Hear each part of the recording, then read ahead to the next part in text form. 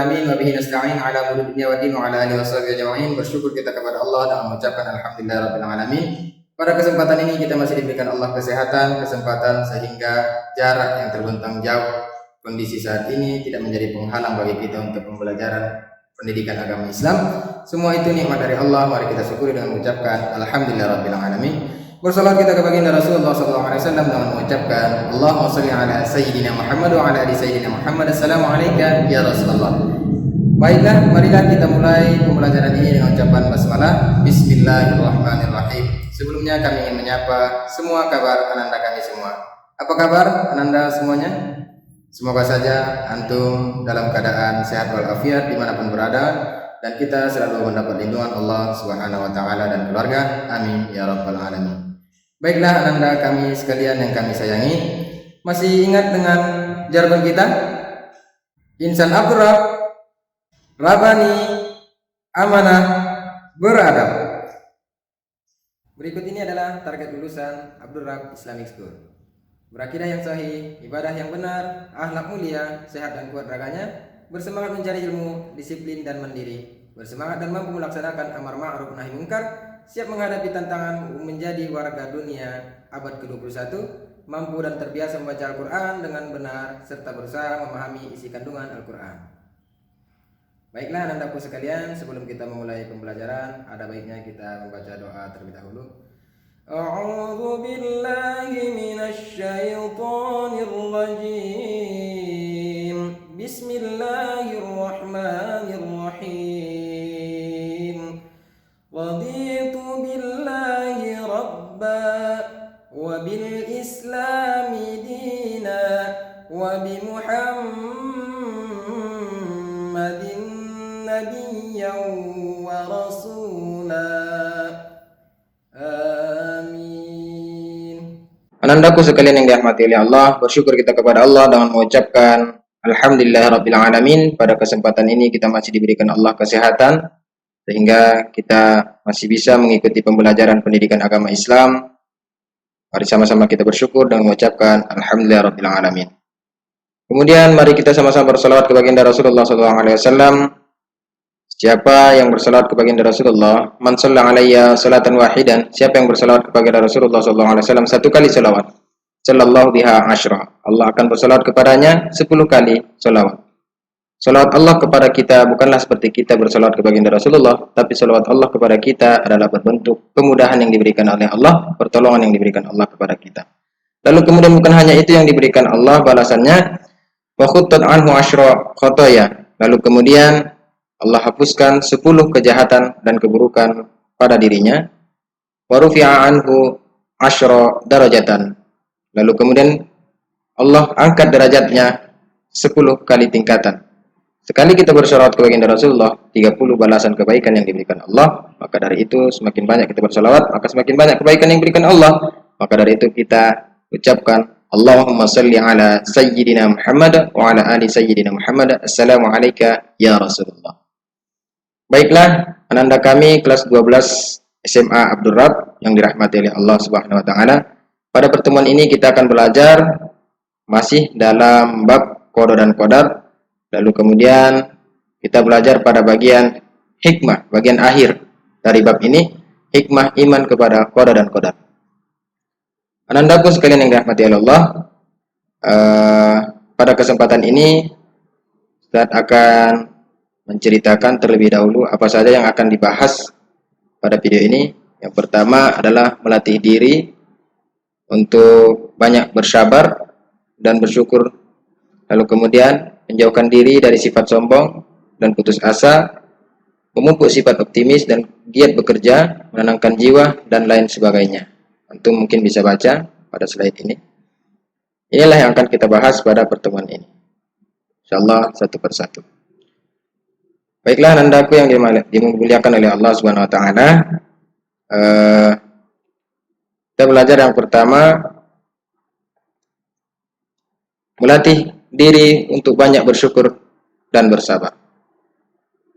Orang yang beriman kepada qada dan qadar akan bersyukur ketika mendapat keberuntungan dan akan bersabar ketika mendapat musibah. Ada dua kata yang harus kita capai setelah belajar qada dan qadar. Ada dua kata ini yang harus kita miliki setelah kita belajar dari qada dan qadar. Pertama, bersyukur. Syukur dalam bahasa Arab mempunyai arti mempergunakan segala nikmat yang diberikan Allah kepada jalan yang diridai oleh Allah. Orang yang bersyukur, orang yang beriman kepada qada dan qadar akan menumbuhkan rasa syukur ketika mendapatkan keberuntungan. Salah satu contohnya, diberikan Allah kita keberuntungan kelebihan harta. Maka setelah menyadari bahwasanya, setelah mempelajari qada dan qadar, setidaknya orang tersebut menjadi orang yang dermawan, bersyukur ketika mendapatkan kelebihan harta dengan cara memberikan kepada orang lain, berbagi kepada orang lain. Apalagi keberuntungan yang lain, bersyukur atas ilmu yang diberikan Allah kepada kita. Alhamdulillah, selesai studi di SMA Abdul Rabb Islamic School. Lalu kemudian menyambung pendidikan di S1, S2, dan insya Allah sampai S3. Diberikan Allah keberuntungan kita dibandingkan orang lain, yaitu dilebihkan ilmu. Maka bagaimana cara bersyukur ketika diberikan Allah kelebihan ilmu? Maka caranya adalah mengajari orang yang tak tahu menjadi tahu. Ada lagi yang diberikan Allah keberuntungan lain. Diberikan Allah kelebihan, kesehatan. Maka cara dia bersyukur kepada Allah adalah menggunakan sehatnya, sempatnya itu mencari ridho Allah Subhanahu wa taala. Maka orang yang belajar qada dan qadar mesti harusnya menjadi orang yang bersyukur. Lalu kemudian sabar. Sabar ketika mendapat musibah. Adapun sifat sabar ini adalah menahan diri untuk tidak marah, menahan diri untuk tidak memperturutkan hawa nafsu kita yang buruk di hadapan Allah. Musibah yang terjadi di masyarakat pada umumnya yang mesti kita berikan kesabaran yang penuh adalah, yang mesti kita rasakan sabar yang penuh itu adalah ketika kehilangan seseorang, kehilangan keluarga kita. Lalu kemudian bersabar. Kenapa? Karena dari kacamata qada dan qadar Allah, semua keberuntungan yang diberikan Allah kepada kita, semua musibah yang ditimpakan Allah kepada kita, itu sudah digariskan Allah, sudah ditentukan dari zaman azali kemarin. Lalu kemudian orang yang mengerti itu, maka dia akan bersabar ketika mendapat keberuntungan, dan dia akan bersyukur ketika mendapat keberuntungan, dan dia akan bersabar ketika mendapatkan musibah. Mestinya yang kedua, setelah orang belajar qada dan qadar itu adalah menjadikan dirinya tidak sombong, menjauhkan diri dari sifat sombong dan putus asa. Mengapa tidak sombong? Karena dia tahu bahwasanya keberuntungan itu datangnya dari Allah. Kelebihan ini bukanlah karena aku, tapi karena ikhtiarku, lalu kemudian Allah ridho kepadaku, dan Allah izinkan aku menjadi orang yang beruntung. Lalu kemudian dia merasa ini bukanlah datang dari diriku, tetapi di dalam diri ini ada ikut campurnya Allah Subhanahu wa taala. Orang beriman kepada qada dan qadar ketika memperoleh keberhasilan, dia sadar bahwa itu bukan hanya dari kerja kerasnya sendiri. Tidak seperti orang yang kemarin kita bahas aliran yang lain. Bahkan mereka mengatakan kita ini hanyalah sebagai sosok boneka, lalu kemudian yang mengatur dan menjalankan semua aktivitas kita, ataupun yang menentukan baik buruk kita, itu sepenuhnya adalah Allah. Jadi andai pun kita ditanya kenapa engkau bermaksiat, karena ini kehendak Allah, tidak, semua disandarkan kepada Allah, pun tidak boleh. Maka dari itu mereka menghilangkan nilai ikhtiar pada kehidupan ini. Tetapi orang yang beriman seharusnya menyadari bahwasanya keberhasilan yang diperoleh ini adalah berkat izin Allah Subhanahu wa taala, berkah ridho Allah Subhanahu wa taala, dan aku hanya berikhtiar sedikit saja. Dan kebetulan saja keinginanku sama dengan keinginan Allah. Jadi dia pasrahkan kepada Allah. Dengan mengatakan seperti itu, maka tidak akan menumbuhkan rasa sombong dalam dirinya. Lalu kemudian yang diperoleh dari belajar qada dan qadar itu mestinya memupuk sifat optimis, giat bekerja. Tidak sedikit-sedikit mengeluh. tidak sedikit-sedikit menyerah. Kenapa? Kenapa mesti giat bekerja? Karena kita sudah didoktrin dalam Islam, didoktrin oleh Allah, didoktrin oleh ayat Al-Quran yang mengatakan bahwasanya kita semua bisa. Innallaha la yughayyiru ma biqaumin hatta yughayyiru ma bi anfusihim. Itu pelajaran kita di pertemuan lalu. Kita semua bisa. Lalu bagaimana kemudian kita bisa? Tergantung usaha kita mencapai suatu cita-cita tersebut. Maka orang yang belajar kodok dan dia meyakini bahwasanya keberhasilan itu bisa dicapai kalau usaha kita lebih giat lagi, maka dia akan lebih giat lagi dalam bekerja. Kemudian menenangkan jiwa. Orang yang beriman kepada qada dan qadar senantiasa mengalami ketenangan jiwa. Lalu kemudian meningkatkan keimanan kepada Allah. Jelas sekali bahwasanya kita lebih yakin dalam hidup ini. Kenapa? Karena Allah yang menentukan takdir kita. Lalu kemudian kita bisa pun berikhtiar kepada Allah memohon untuk diberikan takdir yang lebih elok lagi. Lalu kemudian kita merasa dekat kepada Allah. Kenapa? Karena senantiasa kita selalu berikhtiar. Di samping ikhtiar itu kita bertawakal kepada Allah. Kita serahkan kepada Allah setelah kita berikhtiar.